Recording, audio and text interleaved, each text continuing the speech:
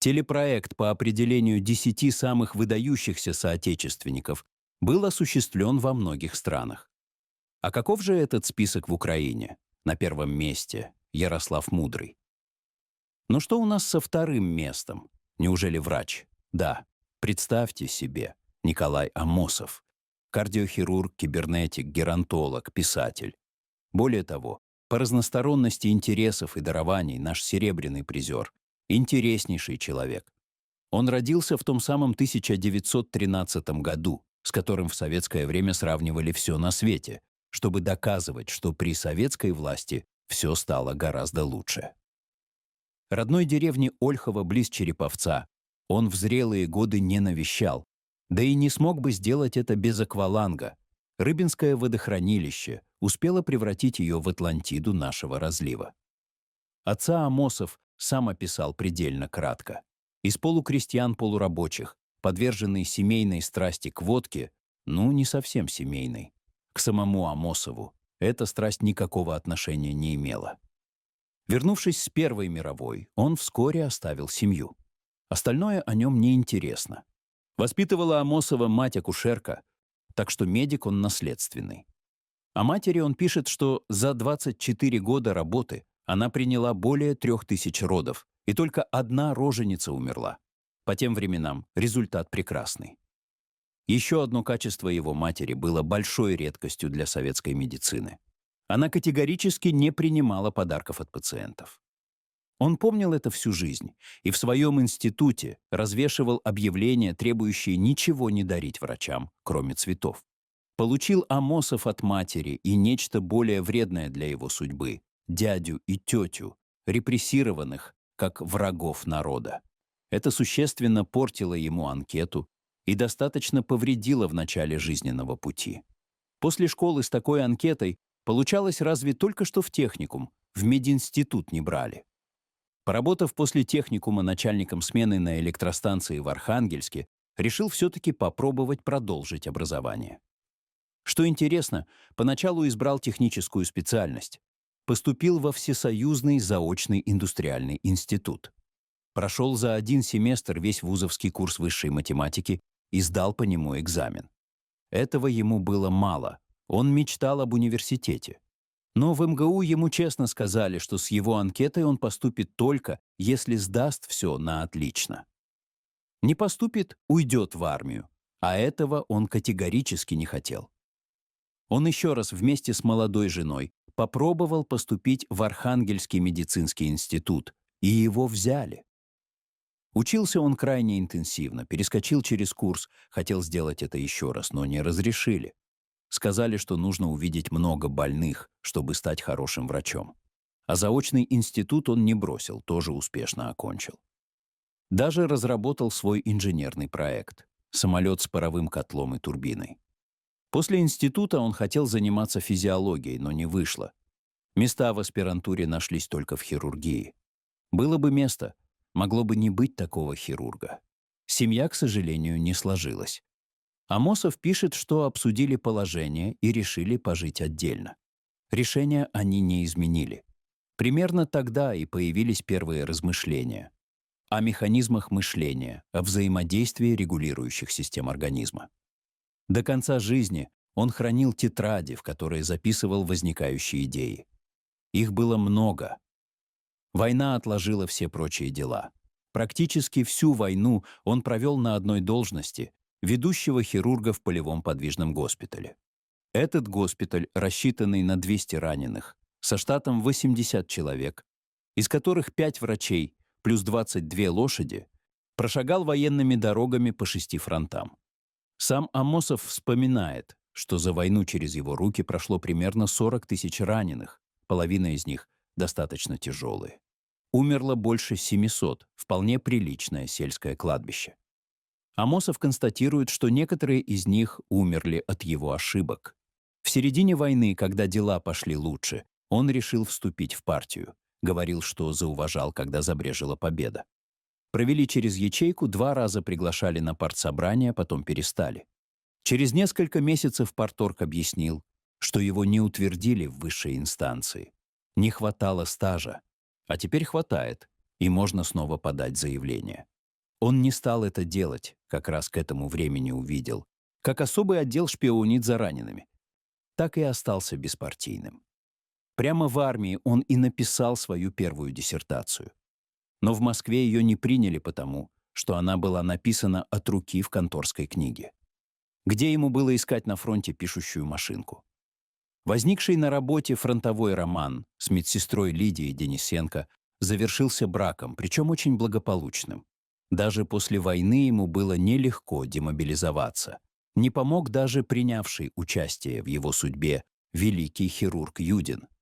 Выручил, как ни странно, инженерный диплом. Министр медицинской промышленности выпросил его у армии для своего министерства. Во время службы на Дальнем Востоке он написал вторую диссертацию. А когда вернулся туда оформлять демобилизацию, третью, о ранениях коленного сустава. В 1948 году в Горьком он ее защитил, так что больше не понадобилось. Жизнь в Москве с комнатой на двоих в целых 4 квадратных метра не задалась. Но коллеги по фронту порекомендовали его на работу в Брянск, главным хирургом области. Он и мечтать о таком не мог, а тут все получилось само собой. Настало время и для докторской. Делать один из докладов на заявленную тему его пригласили в Киев. Доклад там понравился. Кроме того, жена поступила в Киевский медицинский институт. Возник замысел переезда. Работа в Киеве поначалу не очень устраивала его. Он даже ездил в привычный и любимый Брянск оперировать. Но в январе 1953 года друг из Брянска предупредил его: «Не приезжай, тебе грозит большая беда». Оказалось, что как только в Москве начали раскручивать дело врачей-убийц, брянский следователь, муж медсестры из больницы, где оперировал Амосов, стал допрашивать врачей. Признайтесь, мол, что Амосов удалял легкие здоровым людям. Опечатал бочки с формалиином, в которых хранились удаленные легкие, заставил провести партсобрание, на котором эту идею озвучили. В общем, готовил шумное дело, чтобы на орден потянуло. К счастью, он не успел ничего опасного до 5 марта, а вскоре после этой даты само дело врачей решили прекратить, и стало ясно, что тут не орденом пахнет, а скорее наоборот. Так что в том же марте 1953 года Амосов спокойно защитил докторскую и возглавил кафедру в Киеве. Года через 2 начался самый важный этап его врачебной деятельности – операции на сердце. Поначалу самые простые, как он сам считает, в общем, из скромности, простых операций на сердце быть не может. На конгрессе в Мексике он впервые увидел АИК – аппарат искусственного кровообращения. Тут и пригодилось инженерное образование. Он сам сделал чертежи аппарата, его изготовили и начали применять. Пошло не сразу, но потом аппарат стали применять регулярно. К этому же времени в верхах наконец-то издали постановление, согласно которому продажной девке империализма кибернетики была, наконец, возвращена невинность. Амосов, не чуждый точным наукам, отреагировал на это одним из первых. Уже в 1958 году была создана лаборатория, которая сначала занималась операциями с АИК, а потом стала применять математическое моделирование в физиологических исследованиях сердца. Сейчас без математической части медицинских диссертаций очень мало, а тогда это было редкостью и инновацией. Вскоре он основал и возглавил отдел биокибернетики в Институте кибернетики АРУССР. Он работал над широким спектром проблем: регулирующие системы организма, искусственный интеллект, модели личности и общества, глобальные проблемы человечества. Коллектив существовал до 90-х, потом, скорее всего, специалистов востребовали другие страны с иным отношением к науке. В 1963 году он провел первое в СССР протезирование митрального клапана сердца. Целый ряд ранее почти невозможных операций у Амосова поставили на поток. Статистика показывала, что успешных операций у Амосова явно больший процент, чем в аналогичных клиниках страны. А вообще, в созданной им клинике, по его подсчетам, прооперировали более 80 тысяч только сердечных больных. Бывали, конечно, и неудачи. После одной из них Смерти больной девочки во время операции Амосов, чтобы хоть как-то выйти из депрессии, просто сел за стол и описал прошедший ужасный день. Потом он показал рукопись популярному писателю Юрию Дольт-Михайлику, и тот одобрил текст. Он стал первой главой его первой книги «Мысли и сердце». Я помню, какой эффект произвел выход этой книги, опубликованной в популярнейшем журнале «Наука и жизнь», и отдельным изданием. Он продолжал успешную и продуктивную работу очень долго. Мало кому столько удается. Получил все положенные почести. Стал академиком, героем соцтруда, орденоносцем, депутатом, директором института.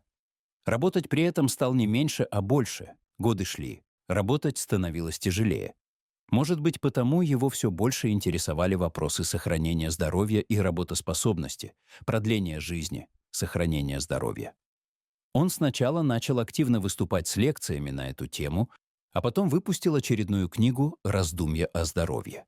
Кстати, к тому времени его первую книгу «Мысли и сердце» уже перевели практически на все 30 языков, суммарные тиражи стали миллионными.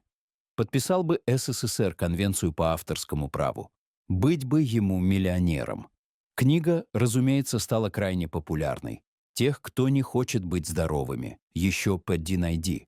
Привлекало и то, что рассуждения Амосова подкреплялись экспериментально, причем эксперименты он проводил на себе самом. В глазах общественности верность теорий Амосова подтверждалась его профессиональным долголетием. Только в 75 лет он оставил пост директора института, кстати, добровольно, по собственной инициативе. А оперировать он прекратил только в 80 лет, уже в независимой Украине.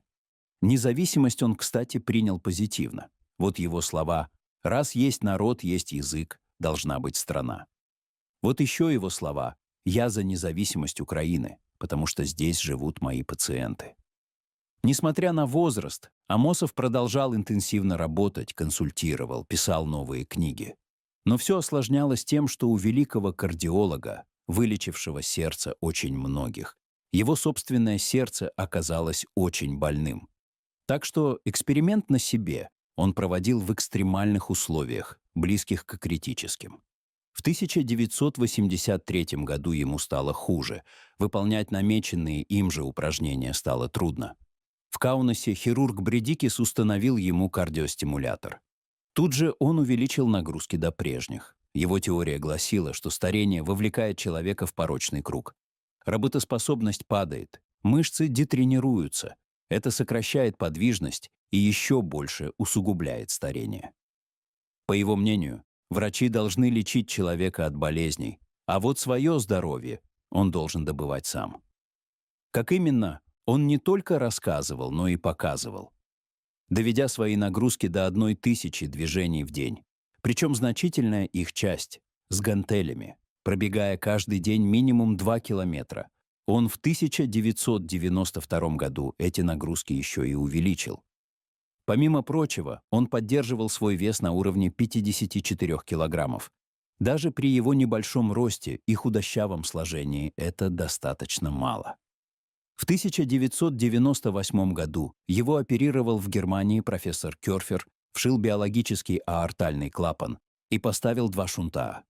После этой непростой операции он по-прежнему, как только это стало возможно, продолжал заниматься с отягощениями, которые позволяет себе не всякий молодой и здоровый. Все-таки в 2002 он умер от инфаркта. Но в возрасте 89 лет, практически всю жизнь работая предельно напряженно и активно при таких-то осложнениях. Его эксперимент со здоровьем, поставленный над самим собой, следует признать успешным. Его прекрасно помнят в Украине, и не только в ней. С 2007 года НАН Украины присуждает премии имени Амосова за работы в области кардио- и сосудистой хирургии и трансплантологии, биоэнергетики, проблем искусственного интеллекта и разработки новых информационных технологий. Его имя носит Киевский национальный институт сердечно-сосудистой хирургии, а также медицинские училища в Брянске и Череповце. Решением ЮНЕСКО 2013 год объявили годом Николая Амосова. Верховная Рада, постановила отметить столетие Амосова на государственном уровне. Нацбанк Украины выпустил в его честь юбилейную серебряную монету в 5 гривен. В его честь назван астероид 2948, открытый еще в 1969 году. О нем сняты 2 документальных фильма. А улицы Амосова есть и в Киеве, и в Харькове, и в Виннице, и в Броварах, и в Костополе. Для человека, спасшего тысячи жизней собственными руками, эти почести совершенно не кажутся чрезмерными. Скорее наоборот. Если это видео показалось для вас важным, поставьте лайк, подпишитесь на канал, напишите в комментариях, что вас больше всего поразило в личности Николая Амосова, и поделитесь этим выпуском, чтобы история человека, спасшего тысячи жизней, продолжала жить и вдохновлять других.